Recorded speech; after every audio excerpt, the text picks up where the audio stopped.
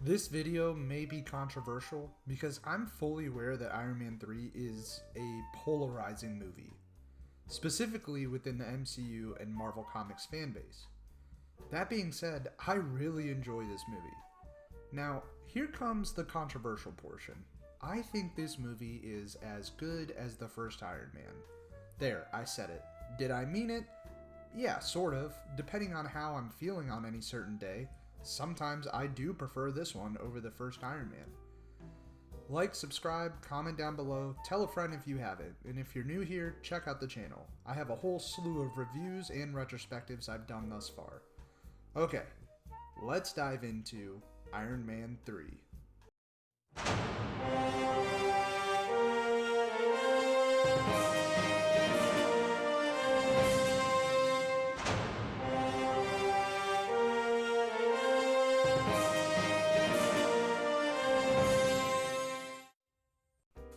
Let's talk about the elephant in the room. The main reason this film gets so heavily criticized is for the Mandarin plot twist. I'm just going to state right off the bat that I don't care. This twist doesn't bother me, it's never bothered me. I actually find it quite comical, and honestly, it makes sense within the context of this story. Killian uses him as a figurehead to conceal everything him and AIM are doing in the background. It's logical. Now, I will give a little bit of credence to this criticism. I understand the argument from the comic book fan's perspective. The Mandarin is one of Iron Man's more formidable and popular villains, and if I was a massive fan of this source material, I would probably be a little irked by it as well. It doesn't bother me because I didn't really have any prior attachment to this villain. I grew up reading comic books, but I'm by no means a comic book expert. I never followed any multi-issue, sprawling storyline, nor was my taste very eclectic. The comics that I really gravitated toward were Batman and the X-Men, and admittedly, I was more of a DC fan growing up. I didn't really start getting into Marvel comics outside of the X-Men until the launch of the MCU. So for me, this twist was a non-issue. I will say that I can relate though. I know a lot of people found the movie Joker to be an incredible work of filmmaking, and I thought it was fine. Very good film, absolutely. Great performance by Joaquin Phoenix? Hell yeah. Good Joker story? Nah, not really. I'm not a fan. Most likely because I have such a personal attachment to Batman and that universe that it just didn't really appeal to what I know and how I feel about that character. And that's fine. This is definitely more lengthy than I originally intended, but all of this is to say that I don't care about the twist, it doesn't ruin the film for me, but to those of you that this does bother, I get it, and you're fine to feel that way. Alright, moving on.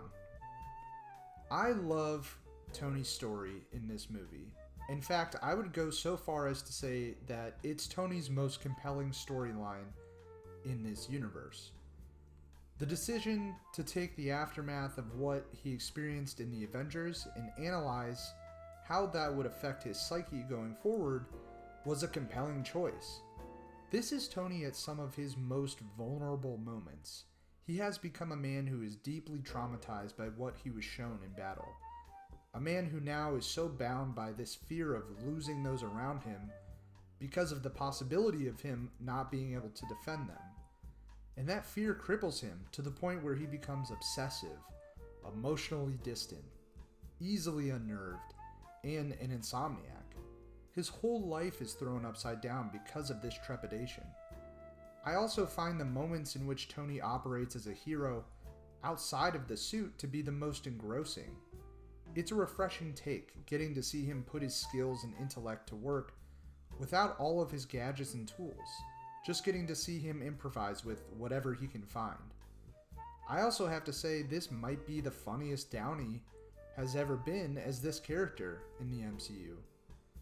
The writer/director of this movie, Shane Black, he had teamed up with Downey before in the movie Kiss Kiss Bang Bang. If you've never seen it, check it out. It's a really fun movie. So I knew going in that the sarcastic, quippy Tony was going to be at an all-time high. and it does not disappoint.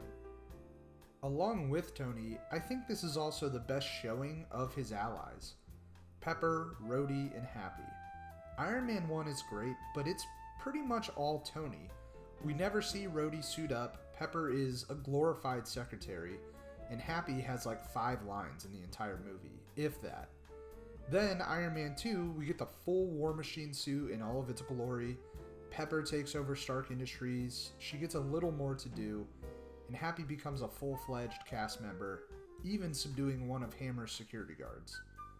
Iron Man 2 elevated their roles for sure, but for me, I think Iron Man 3 does the best at accentuating each of those characters' skill sets.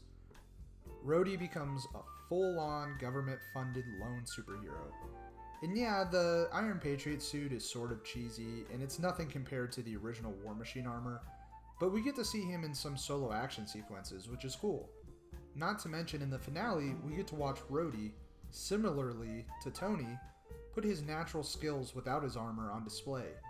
Utilizing his military experience, he takes out a handful of Killian's cronies and rescues the president, all while looking like a badass doing it. We get to see Pepper navigate her role as Stark Industries CEO, and where Iron Man 2 introduced us to Tony's relationship with Pepper, Iron Man 3 takes us inside of it. We see their struggles, their differences, and also the love they have for each other. And for once, actually twice, Pepper saves Tony's life. And Happy, look, I know Happy gets sidelined for a lot of this movie, but Tony's whole mission, his whole purpose in this movie, Happy is the catalyst for all of that. Without Happy's initial suspicions of Killian and his late night stakeout at the Chinese theater, Tony would have still been in the dark on all of Killian's schemes going on behind the scenes. Speaking of Killian, this guy gets a bad rep in my opinion. Is it another villain who owes their evil origin to the actions of a younger, more naive, more unlikable Tony Stark? Yes. But who cares? He's a good villain. His storyline makes sense. We've all seen this happen before in real life. There's someone who is treated like an outcast. Someone disrespected and put down by those who believe themselves to be above that person. Then this person, for lack of a better word, has a glow up. And along the way they change. They become arrogant. They let the fame, fortune, money, and power consume them. It's a realistic take on someone involved in that industry, the startup industry, which is what AIM was. Look, he's not the Mandarin, he's not really even anyone from the comics, but he's unique compared to every other Iron Man villain we've gotten this far, who are just pretty much carbon copies of Iron Man himself. Sure, he's a little over the top and he's a huge fucking tool bag, but Guy Pearce is having so much fun in this role. It's hard not to savor the moments when he's just chewing up the scenery. Even if you find him a little hokey, he still pushes Tony to his physical and mental limitations, and in the end changes him for the better, which is what your villain is supposed to do. As for the action in this movie, I love it. Inside and outside the armor. The destruction of Tony's mansion is thrilling and heartbreaking. Seeing Tony muck about utilizing microwaves to blow up cafes, or tossing around Christmas ornament nail bombs, it's a joy to watch. And the climax is epic, with Tony's hundreds of armors coming together, each having a different and distinctive set of weaponry and instruments. It's a refreshing way to see Tony take out a baddie while he hops around on shipping containers bouncing from suit to suit. It's like nothing we had ever seen in the Iron Man franchise to this point. If there is any one drawback in this film for me, it's twofold. One is Maya Hansen's character. I get what they were trying to do, tying AIM's entire origin not just back to Killian, but all of it back towards Tony, and her trying to utilize his expertise to help them solve the issue that they're dealing with. But that thread just never really works for me. Plus the fact that she's just killed off so quickly and unceremoniously that they just don't even mention her character after that. It's just weird. And secondly, the ending, it's not bad, it's just a bit jarring when Tony returns for Age of Ultron. If I remember correctly, they sort of wrote this ending around the possibility that Downey wouldn't sign on for a new contract for future movies, And I understand that, but it definitely shows. It very much feels like a send-off for this character and his story. I know of quite a few people who strongly dislike this film, and I really never understood that. I think this movie is a ton of fun. I think the cast is exceptional, and I truly believe this is one of the better, if not the best version we've gotten of this character in the MCU, and Downey is in peak form. It's definitely unique, and it takes a certain taste to sort of dig this movie, but I do.